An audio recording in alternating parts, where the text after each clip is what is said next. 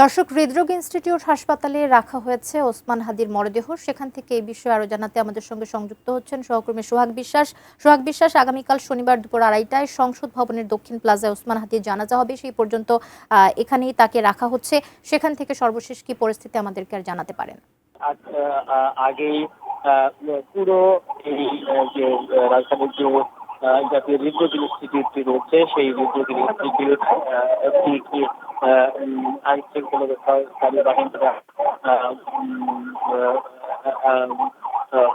পুরো নিরাপত্তার চাদরে আসলে ঢেকে দিয়েছে এবং সেই নিরাপত্তার চাদরে এখন পর্যন্ত এখানে রয়েছে। আপনারা দেখতে পাচ্ছেন যে এখানে আইন শৃঙ্খলা রক্ষাকারী বাহিনীর সদস্যরা, বিশেষ করে পুলিশ, র্যাব, বিজিবি সহ অন্যান্য যে রাষ্ট্রের অন্যান্য যে বাহিনীরা রয়েছে, তারাও এখানে এখন পর্যন্ত রয়েছেন।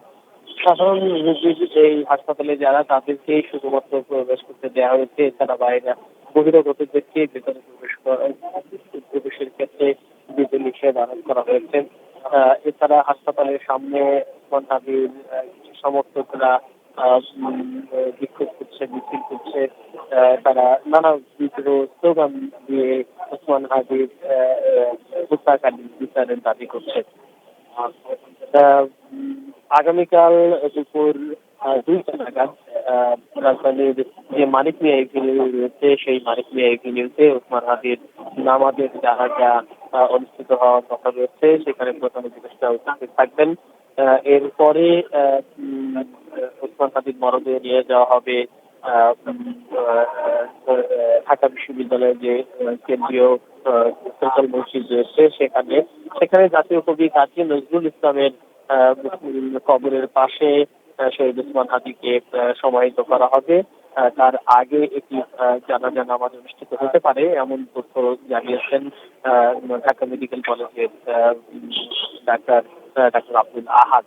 কিছুক্ষণ আগে এই হৃদরোগ ইনস্টিটিউটের সামনে তিনি কথা বলেছেন সাংবাদিকদের সাথে কথা বলার সময় তিনি এ তথ্য জানিয়েছেন এবং আগামীকাল কি কি কর্মসূচি রয়েছে সেটি আমাদেরকে জানিয়েছেন।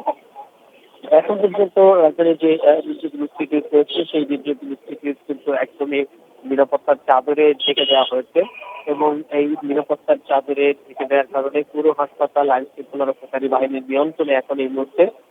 এবং আগামীকাল মানিকিয়া এভিনিউতে শহীদ ওসমান হাদির লাশ নিয়ে যাওয়ার আগ পর্যন্ত এই যে রাজধানীর যে শহীদ ওসমান হাদিকে সমাহিত করা হবে, তার আগে একটি জানাজা নামাজ অনুষ্ঠিত হতে পারে, এমন তথ্য জানিয়েছেন ঢাকা মেডিকেল কলেজের হৃদরোগ ইনস্টিটিউটের সামনে তিনি কথা বলেছেন সাংবাদিকদের সাথে কথা বলার সময় তিনি এ তথ্য জানিয়েছেন এবং আমাদেরকে জানিয়েছেন। এখন পর্যন্ত রাজধানীর যে হৃদরোগ ইনস্টিটিউট রয়েছে, সেই হৃদরোগ ইনস্টিটিউট কিন্তু একদমই